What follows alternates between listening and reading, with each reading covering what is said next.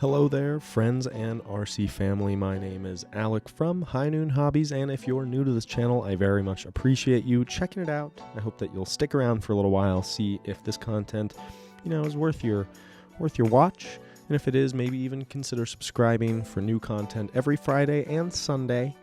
And if you aren't new here, welcome back to another Friday upload. This time, we are going to be taking a look at how the Slut Crawlers crew basically how we put together 10-gate courses. So I'm not going to waste any time with the rest of this FaceTime intro. I want to get right into it. We've got two different runs to watch as I describe this. And so, yeah, let's just enjoy this together. All right. See you in there. Bye. All right.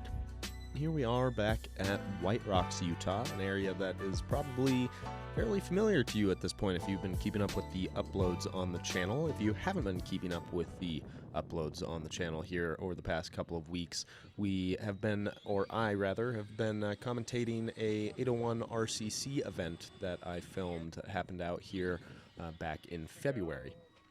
But this was a super cool area. The Slut Crawlers kind of thought, once we came out here, that this would be a good spot to start scoping out some lines for some 10-gate courses.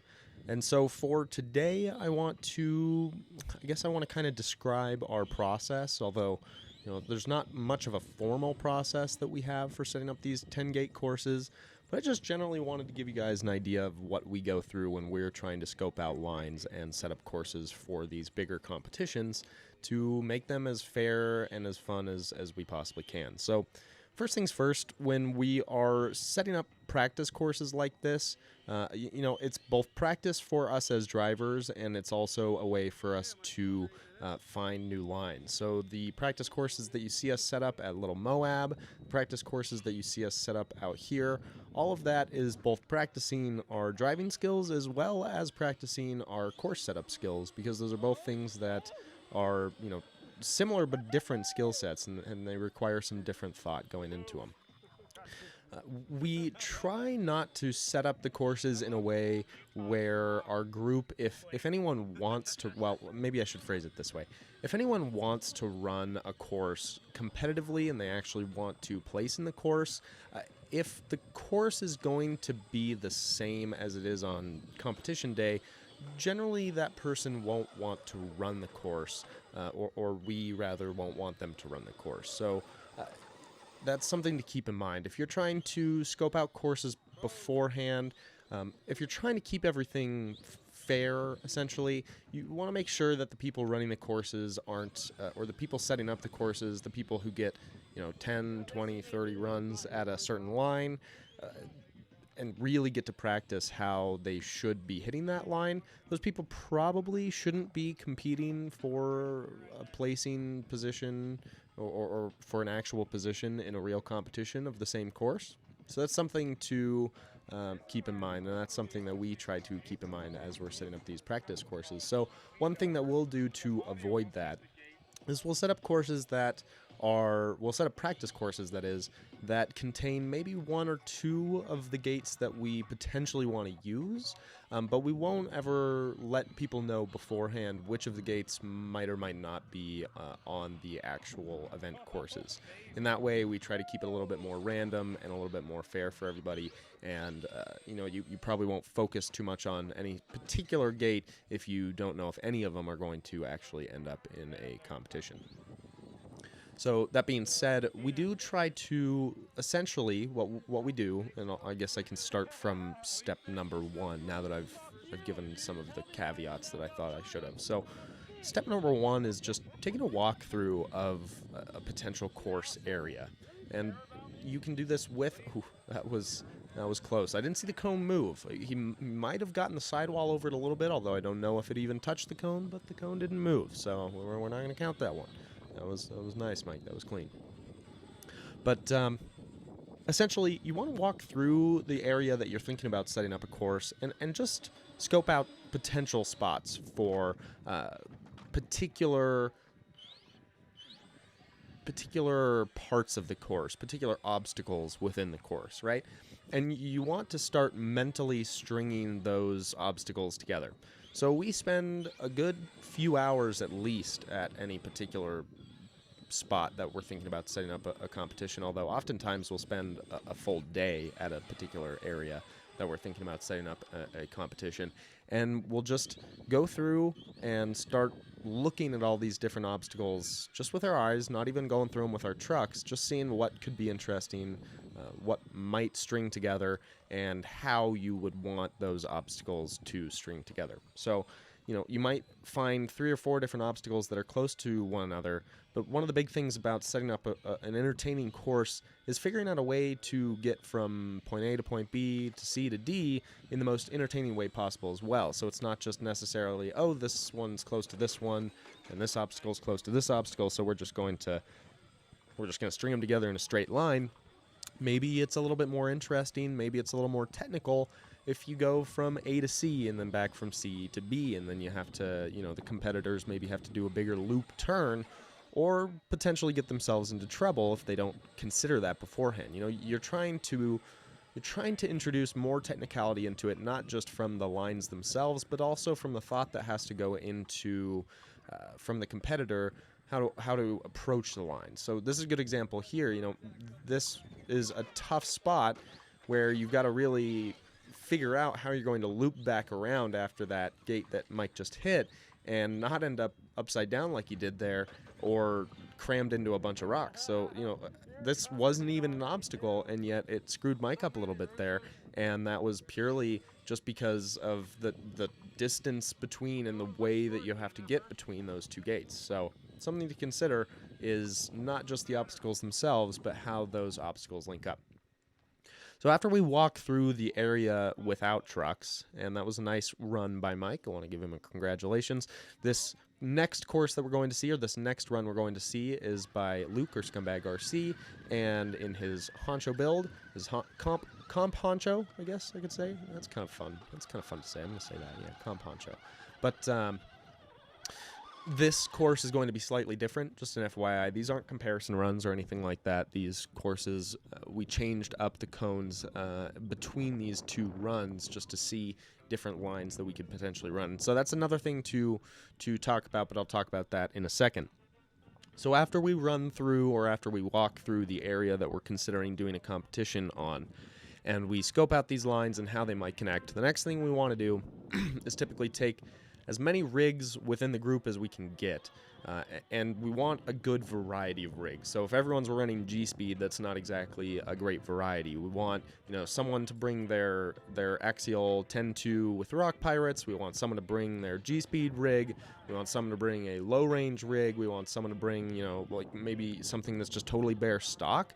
The Sherpa. We want just as many different frames, chassis, suspension setups, wheel setups. We want as many different versions of competition setups on a practice course that we're kind of scoping out as possible. So we'll have everyone bring over their trucks. We'll usually have 3-4 people with different trucks at least coming over to this area that we've scoped out some lines. And instead of running between the different obstacles, we're not running it as a full course at this point. We are merely having these guys line up their trucks kind of in the way that we would expect the obstacle to be approached, and we just have them run the obstacle itself, and that's it. And we do that so that we can kind of see how wide does the gate need to be, where exactly should the gate be to, be possible, but also to induce as much kind of screw up into a run as you possibly can. There's a nice little flip over, and you can see I'm pinned under the truck right now. I don't want to move my foot. I don't want any foul play to be called here, so I just waited until he crossed over my foot, and then I moved it. But we want everyone to run with their different trucks through just the obstacle itself, and that helps us figure out how we're going to position these cones so that they are as difficult as possible, but still runnable. And really the kind of golden rule that we have recently picked up, and this is something that has been a collaboration between the Slut Crawlers, between Luke, between Logan or West Desert Wheeler down in the south. The difficulty of the gates is somewhere in this rule of thumb, which is you want it to be so difficult that it's not an every time clean through without just maybe a little bit of luck. and it could be an every time clean run if you winch, right? So every gate is winchable for a perfectly clean run without a doubt. And then every gate is most likely you could get through it with just a tiny bit of luck or with some serious skill. I mean, a little bit of both, right? So the gates are just on the threshold of what most trucks are capable of doing. And that also sets people up for trouble in a sense that when a competitor approaches a gate, if they're not fully capable, or if they're not fully understanding, rather, of what their truck is capable of, they could get themselves into a situation where they're going to rack up a lot more points than just a gate because they've committed to something that they physically are incapable of doing in that truck. Or they're right on the threshold and they just don't have the physical experience to maneuver the truck in such a way to make that happen. Here, we get some haggling. We get some haggling between the spectators and the competitor. I'm leaving the time running here because I don't think that Luke needs a pause. And instead, even though all 4 of his wheels came off the ground, I'm only going to call that an upright. I'm not going to call that a reposition. So you're welcome, Luke. Yeah, I know you got a little frustrated here, but this actually was a good run. And I saw many competitors in the actual course or the actual competition that we ran winch up this line here. So it's a valiant thing to do. It's not the end of the world that you got to winch up there. I don't know that I made it up this gate clean on my run of that. Either way, back to the matter at hand. We've got a lot of people, a lot of different trucks. They're all running through. We set up the cones at that point. Once people have hit the obstacle and we kind of perceived the different ways that the obstacle could be hit and the different problems or challenges that might arise from that obstacle. So like this is a great example. There's really only one way to clear your belly over that, and if you saw it right at the very end there, it's getting your driver's side tire to just barely hook up on that lip that rises up from the breakover, from the breakover point there. If you can catch your driver's side tire on that lip, you'll pull yourself right over, no problem. If you don't see that as a line, as a possibility, you can sit there for minutes just bellying out without any luck at all, and you'll eventually just ram yourself into the cone on the passenger side of that gate. So, you know, that's a perfect example. We sat and looked at that for a while to try to figure out, and watched a bunch of trucks go through it to try to figure out, all right, how can we set this obstacle up in a way where it really can screw people up, but it is still very doable. Once you've done that, you start to figure out, all right, what are the gate numbers here? How are we going to string these through? So you've already looked at how these obstacles link up, and now you've got gates on the obstacles. You can start to see the approach and the departure from those obstacles and how they link up. And at that point, that's where we start to look at, all right, this is going to be gate 1, this is going to be gate 2, this is going to be gate 3, maybe we need a boundary line here, maybe we need another boundary line there. So that's typically how we figure those out. And Mike, thank you very much. Appreciate your participation in this video. But that's essentially how we set up these 10-gate courses. It's a lot of trial and error. It's a lot of time spent just kind of figuring stuff out. And that was a very nice clean run by Luke. And here are some failures of our run trying to get that gate 1 before we finally did. So as you can see, it's difficult. It doesn't always come out the way you want it to. But at the end of the day, we always have fun and we always figure out something to entertain ourselves with. So appreciate y'all watching. Hope that you guys have a great rest of your weekend, and we'll see you on Sunday for the Sunday upload. Cheers.